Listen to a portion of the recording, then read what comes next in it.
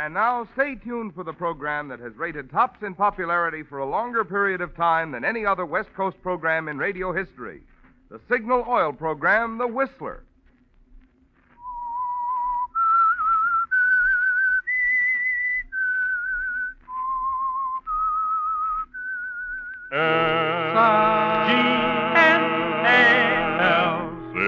Signal. Signal gasoline. Signal, the famous Go Farther gasoline, invites you to sit back and enjoy another strange story by The Whistler. For extra driving pleasure, the signal to look for is the yellow and black circle sign that identifies Signal service stations from Canada to Mexico. And for Sunday evening listening pleasure, the signal to listen for is this whistle that identifies the Signal Oil program, The Whistler.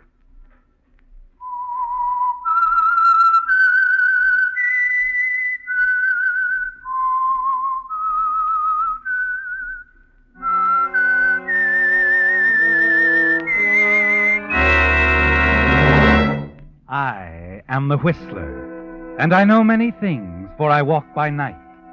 I know many strange tales hidden in the hearts of men and women who have stepped into the shadows. Yes, I know the nameless terrors of which they dare not speak. And now, the Whistler's strange story.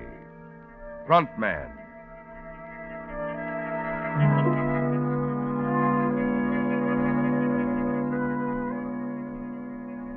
The dangers involved in his weekly visits to the small cottage at West Beach were great. Oh, yes, Steve Conant was well aware of that. He was well aware of the fact, too, that his reputation was at stake. The spotless reputation of Steve Conant, prominent attorney at law. And he wondered if the girl who stood with him now on the darkened porch of the cottage, the girl he held in his arms, was worth the risk. You really have to go back to town, darling. You know I do. All right. Take care of yourself, Counselor. For me. Sure I will. So long, Red.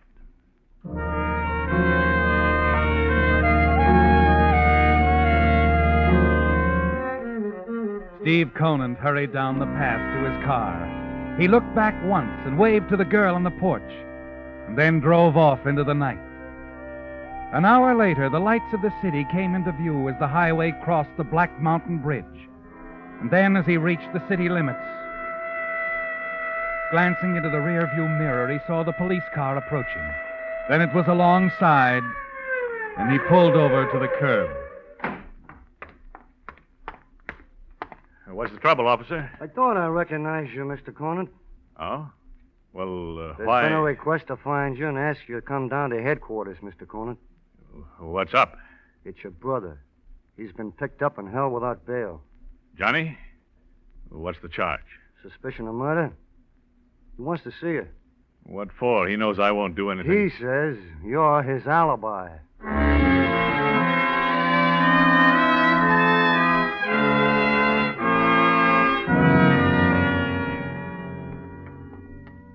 Way, Mr. Conant. He's in Lieutenant Haley's office. All right, Sergeant. Sorry you have to come down to headquarters at a time like this. That's all right, I understand. It's quite all right. Sure, Lieutenant. Go ahead, rave on. So you think I killed Tolman? Lieutenant. Yes, what? Oh, Mr. Conant, come on in, come in. Hi, Stevie. How are you, Lieutenant? I'm sorry about this, Mr. Conant, but Johnny here tells us... Yeah, I told him you were with me, Steve, all afternoon at my place. Buzz Tolman's been killed, Mr. Conant. We think Johnny did it. Now, I know he's your younger brother, but this is murder. Were you with him all afternoon? I haven't seen Johnny in a month. Well, Johnny... Wait a minute. What's so funny? You are, Lieutenant, you are. I'm surprised you fell for my little gag. I just told you he was my alibi so you'd bring him in here and fast. Why... Cute, huh? I was afraid of that. Now, how about it, Stevie? Come on, get me out of this pillbox, huh? Sorry, Johnny. Get yourself another lawyer. What did you say? You heard me. I told you a long time ago we were washed up. I don't want to have anything to do with you and your dirty rackets. Why, Why, you cheap shyster. You turned down your own brother? Half-brother, Johnny. You'd like to see me go up for murder, wouldn't you? You wouldn't lift a finger to help. Take it easy, tough guy. Okay, Steve. Go on your way. I can get off this hook without you, but I'm not going to forget this, understand? Someday I'll do as much for you. Without a word, you turn, walk from the room. Johnny's voice, his threat, still ringing in your ears. Lieutenant Haley walks along the corridor at your side, has an apologetic word, a friendly pat on the back to give you as you step out into the street. He understands, doesn't he, Steve? They all understand. As Stephen Conant, one of the most respected lawyers in the city, you can't afford to have your name linked with anything unsavory. You can't afford to have any connection with the racketeer, your half-brother, Johnny Conant. The following day, you scan the newspapers nervously. It's all there, isn't it? The killing of a rival racketeer, Buzz Tolman. Your half-brother Johnny's arrest, and he's still being held without bail. But that night at your apartment, you have a visitor. Oh, Lieutenant Haley. Come on in. Oh, no, thanks, Mr. Conant. I just stopped by for a moment. I wanted to tell you about Johnny. Oh? He's been released. I thought you'd like to know. Really? Oh, yes, thanks. He came up with a very good alibi. A nice, tight alibi. We couldn't hold him. Oh, all right, Lieutenant. He's still pretty sore, Mr. Conant. Now, if you want, I'll give you a couple of my boys who'll see that won't be necessary. Thanks just the same. Okay. Whatever you say.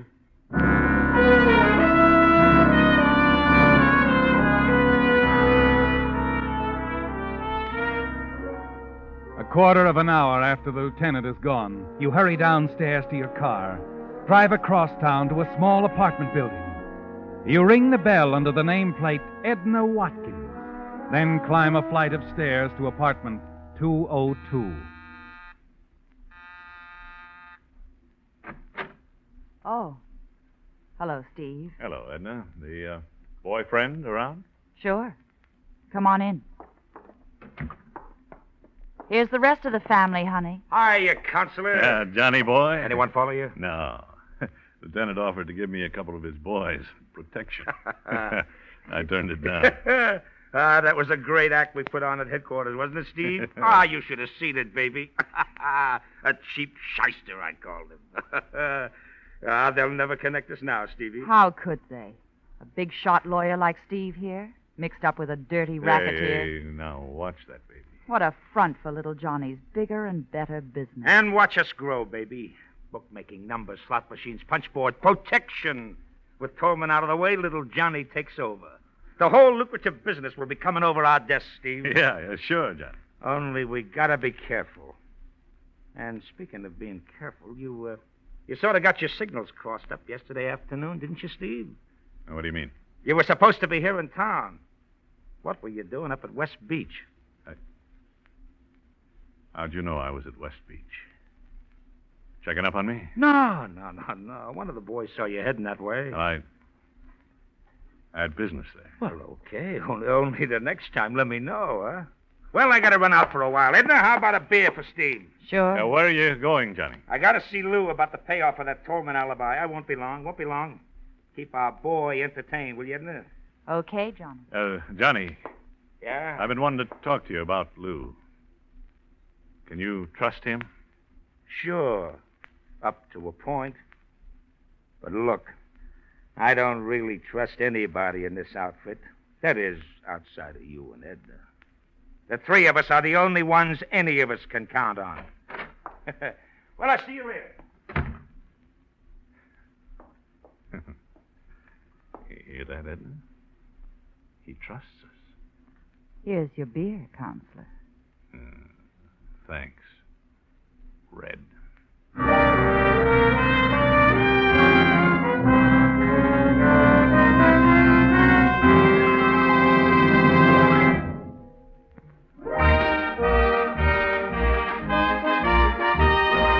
once again, the cartoon on the Signal gasoline billboards has inspired a Whistler fan to send in a limerick. This one is from Howard Ryan of Portland, who writes, There once was a husband who stayed out till 2. His alibi, out of gas, was really true. His wife listened and then said that won't happen again. From now on, it's Signal Go Farther Gas for you. Signal, signal, signal gasoline. Your car will go far with Go Farther gasoline. Yeah, that was a smart little woman in tonight's limerick. She even used the famous Go Farther gasoline as a way to smooth out her home problems. But in addition, her hubby will enjoy Signal's smoother going in his car. For along with its famous mileage, Signal gasoline also delivers the kind of performance that makes driving more fun.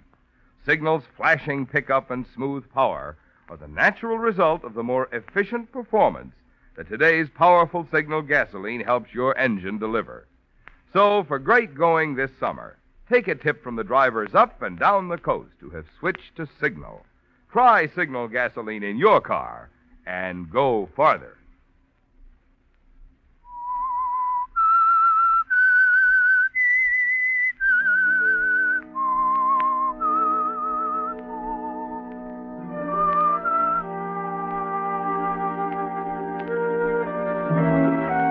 As Steve Conan, prominent attorney at law, you've been a perfect front for the activities of your half-brother Johnny Conan, the racketeer, haven't you, Steve? Yes, and so far, no one has suspected that this partnership exists. It's a dangerous partnership, isn't it, Steve?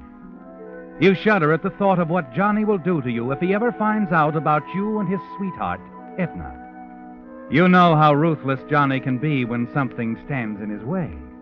He'll get you, just as he got rid of Buzz Tolman, the rival gang boss, with a bullet. In the past several weeks, you've tried to think of a way out, a way to dissolve this dangerous partnership. But it's no use. You're trapped. And then one night, a week after the Tolman killing, you're in your apartment. Hello? Hello, Counselor. Oh, hello, Edna. I want to see you. Can you come over right away? Too risky, Edna.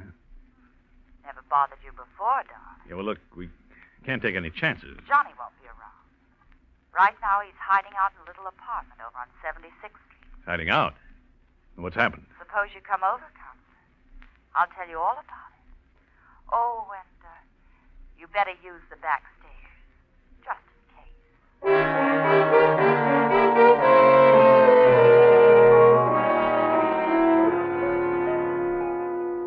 Here, Steve.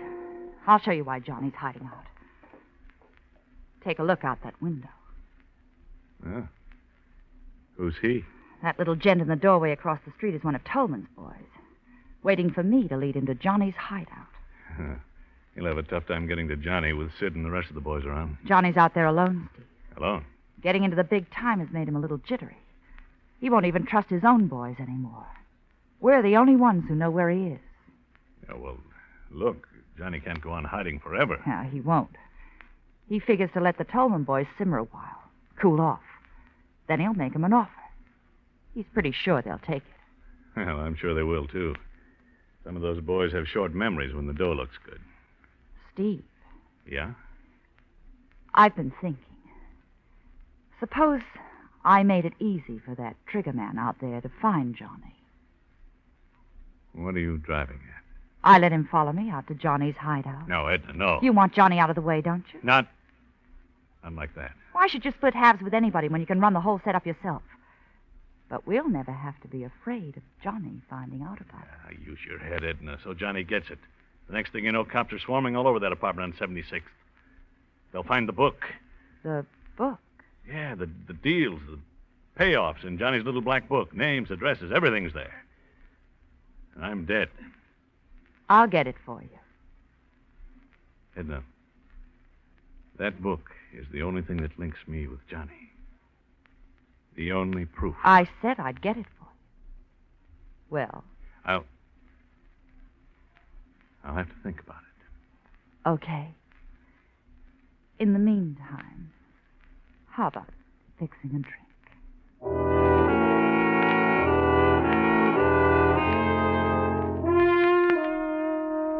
Edna has hit on the solution, hasn't she, Steve? The way out you've been looking for. It will cost Johnny his life, but you'll have the black book. And that's more important than anything else. Yes, even more important than Edna. Without knowing it, she's solved another one of your problems, hasn't she, Steve? Something else that's been on your mind for a long time. That evening, before you leave her apartment, you've made up your mind. Edna, Yes, darling. when can you get the book? Tomorrow. Do I put the finger on Johnny? Yeah. You put the finger on Johnny.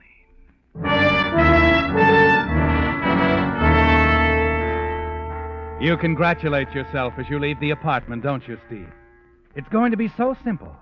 A killer's bullet will dissolve your partnership with Johnny. And with his book in your hands, the only link connecting you with the rackets, you think you'll find a way to be free of Edna, too. You know she'll go to the police and tell them of your connection with Johnny, but without the book, she'll have no proof. They'll laugh at her.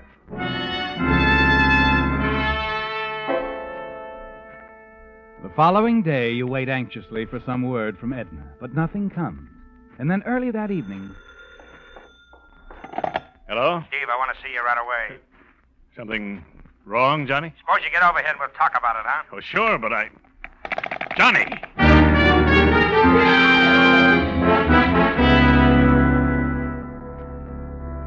Come on in. In here. Hello, Edna. Hello? Well, what's the trouble, Johnny? Sit down. Sit down. Sure. Well? It's the guy Sid got for the Tolman alibi. He's falling apart at the seams. Oh, I see. Something went wrong. The cops have him downtown now, and they're putting the screws on him. I don't know how long he's going to hold out. Yeah, that's bad. Yeah. So we got to think of something. You are the brains. You think of something. Come on. Well, give me time. We ain't got time. If that guy squawks, the cops will be all over town looking for me. I gotta know now.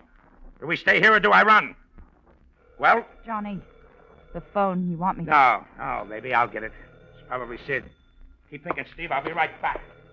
Yeah, that was close. I thought he was onto us. He isn't. Stop worrying. What are you going to tell him to do? Well, that depends. What about the little man with the itchy finger? Didn't you see him when you came in? He followed me here. He's right across the street, waiting. Okay, we won't take any chances. I'll tell Johnny to run for it. The minute he steps out, Okay. The book, Edna. You got it? Uh-huh. It's in a safe place, darling. What are we going to do, Steve? Well, Steve, you ready with some advice? Yeah. You run. I run,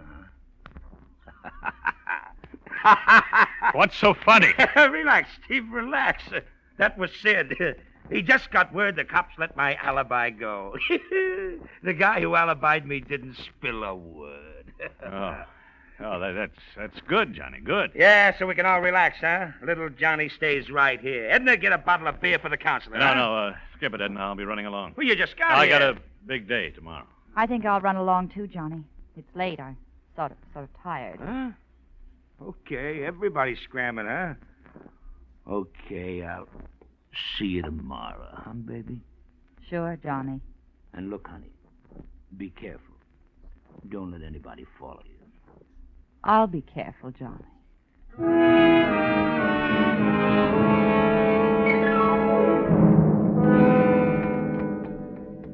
Steve, see him across the street? Yeah, that our boy with the itchy finger? Uh-huh. Yeah, go on. Get in. Yeah. Notice he's got a good view of both the front and side entrance to the apartment house. Yeah.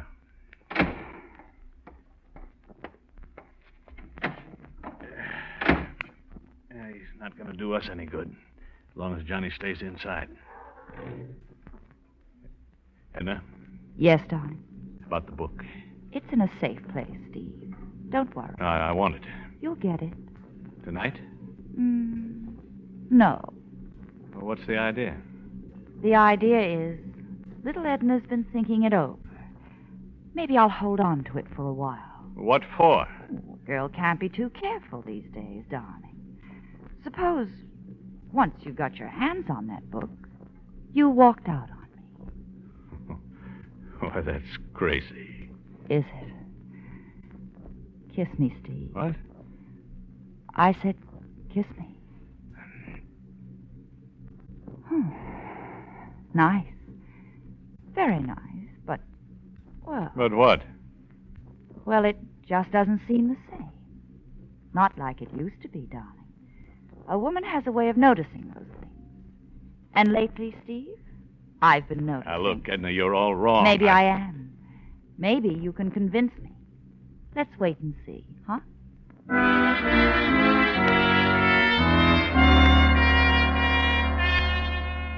She suspects, doesn't she, Stevie, that your only concern now is getting the little black book.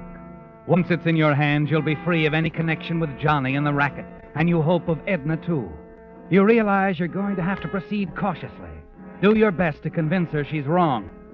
And later that evening at her apartment. But it'll work, Steve. I know it will. Sure, but why me, Edna? You'll have to be the one to call Johnny, Steve. He'll run like a frightened rabbit. Okay, but I have to drive by the apartment and make sure that trigger man is still there. He'll be there, darling. You don't have to rush away right now, do you? Fix me another drink. Yeah, sure, Ed.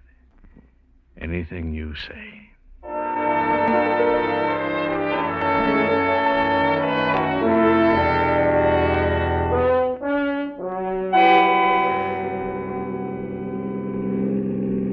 Edna, slow down.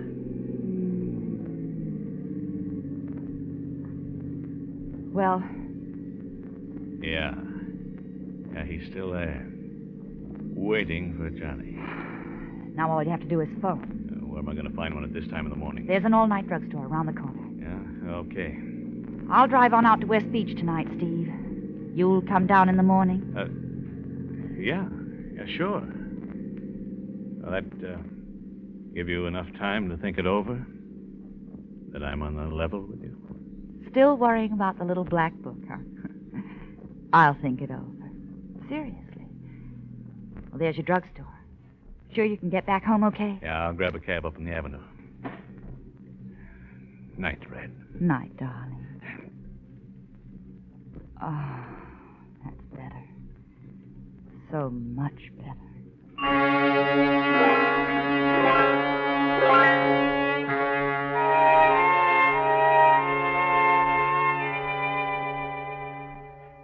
Sure, I know it's 3 o'clock in the morning, but I had to phone you. I couldn't wait. Oh, okay. What's up? That alibi of yours, Johnny. Let him go, didn't they? Yeah, sure. And he didn't spill a word. It's a smokescreen, I tell you. I just found out he did talk loud and long. What? Yeah. And right now the cops are ripping this town wide open looking for you. You better get out and fast. Okay. Now, look, get over to my place. My car is parked in front, and the keys will be in it. When you get out of town, you better leave it and switch to something else. Thanks. Thanks, Steve. I won't forget this. Oh, that's all right. Glad to do it, Johnny.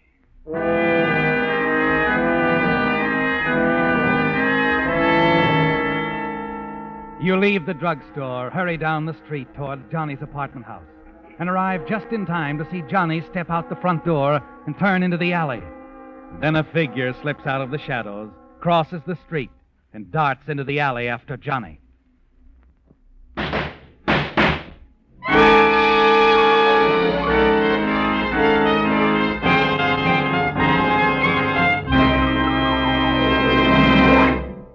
The Whistler will return in just a moment with a strange ending to tonight's story.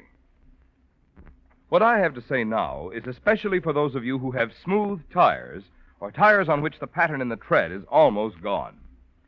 You've realized for quite some time that your tires are getting unsafe. They don't stop as quickly, and they're apt to puncture more easily and more often. But you've been putting off buying new tires because you hope to get another 1,000 or maybe 2,000 miles out of your old tires. Well, right now, the chances are that unused mileage in your tires is actually worth more to someone else than it is to you. And that someone else is your signal dealer. You see, signal dealers are now giving such big allowances for old tires that in most cases they'll pay you more per mile for the unused mileage in your smooth tires than you pay for safe, carefree mileage in new first-line Lee tires. And today's Lee tires, made of cold rubber, toughened with patented Fill Black O, actually wear 30 to 40% longer than ever before. So any way you look at it, you'll be ahead by taking the big allowance that Signal dealers want to give for your old tires now. Stop at your nearest Signal station. Get the facts and figures, and you'll know what I mean.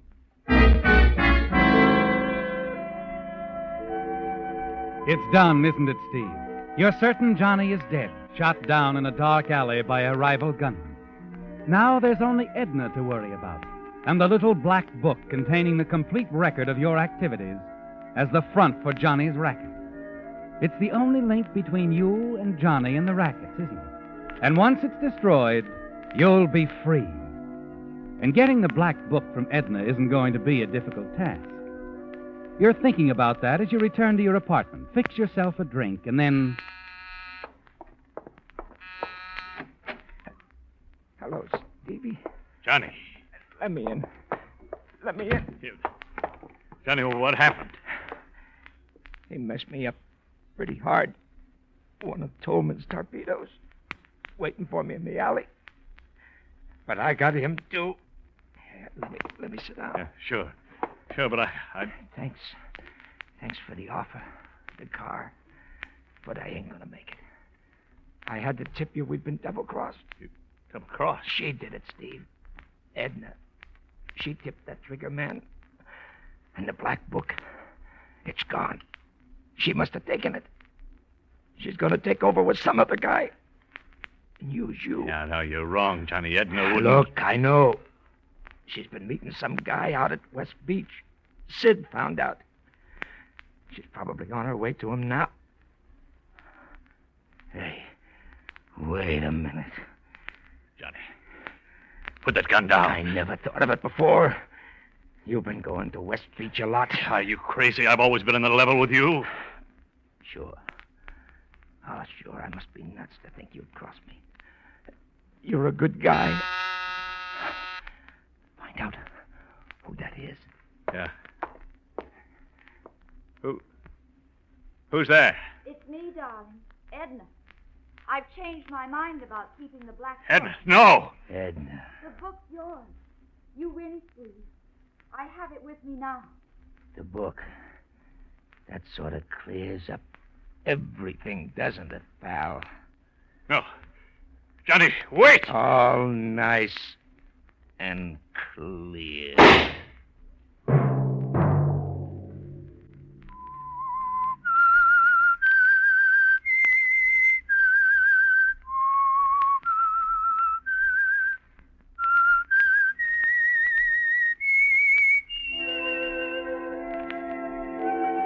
Let that whistle be your signal.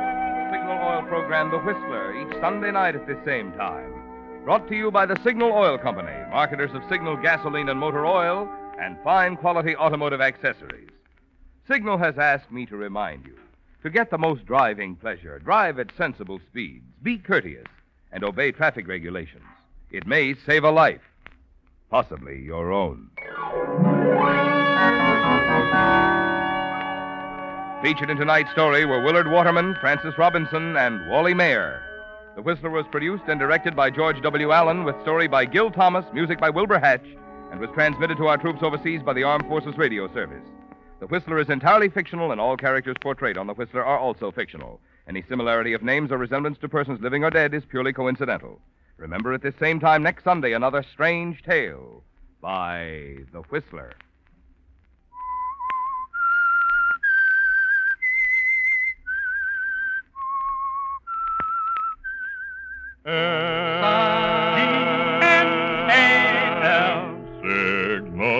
Signal gasoline.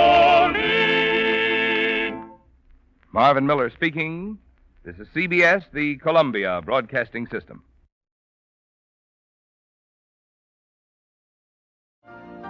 You've been listening to the OTR Gold Network. Find more classic radio at otrgold.com.